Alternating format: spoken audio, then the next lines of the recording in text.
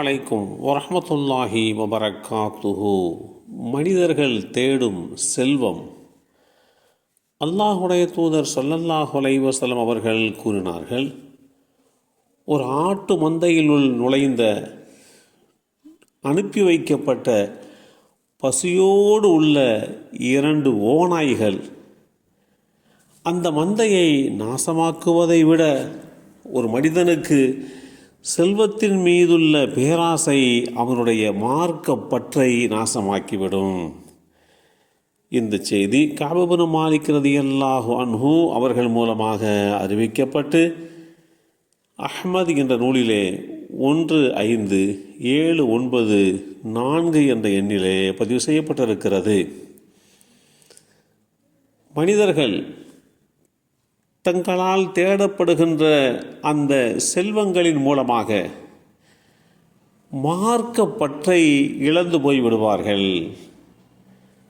மார்க்கத்தின் மீது இருக்கக்கூடிய விசுவாசம், நம்பிக்கை அவர்களிடத்திலிருந்து பறிக்கப்பட்டுவிடும் என்பதைத்தான் இந்த செய்தி நமக்கு தெளிவுபடுத்தி காட்டுகிறது.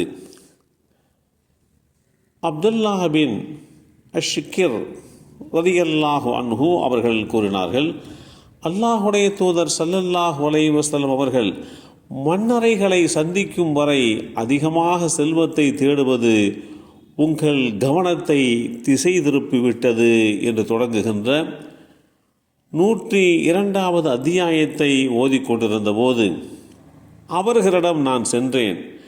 அப்போது அவர்கள், மனிதன் எனது செல்வம் எனது செல்வம் என்று கூறுகிறான்.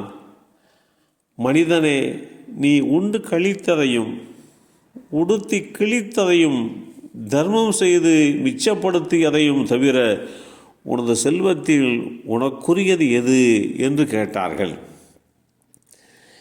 இந்த செய்தி ஸஹீஹ் முஸ்லிமில் 5665 என்ற எண்ணிலே பதிவு செய்யப்பட்டிருக்கிறது.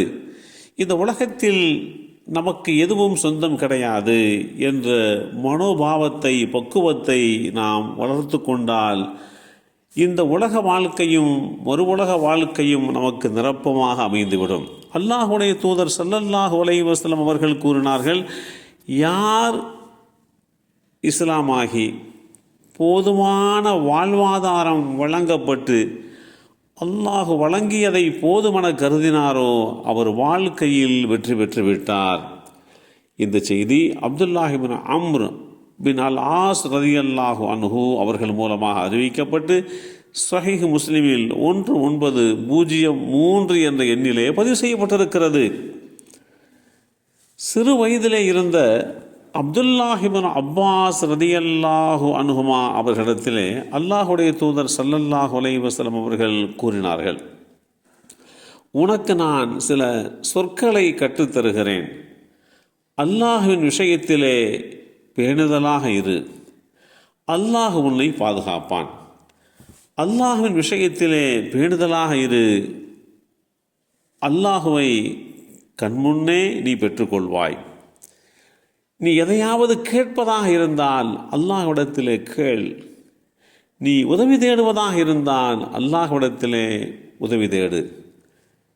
அனைவரும் ஒன்று சேர்ந்து உனக்கு ஒரு நன்மையை செய்ய நாடினால் அல்லாஹ் நாடினாலே தவிர அவர்களால் உமக்கு ஒரு நன்மையும் செய்ய முடியாது.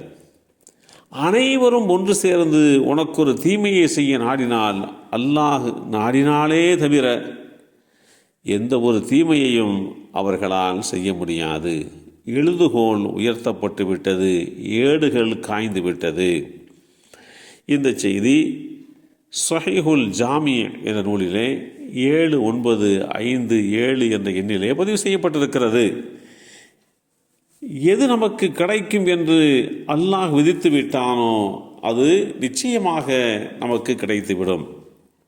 காரணம், அல்லாஹ் மனிதனை எப்போது படைத்தானோ அப்போதே மனிதனுக்கு உரிய செல்வத்தை நிர்ணயித்து எழுதிவிட்டான்.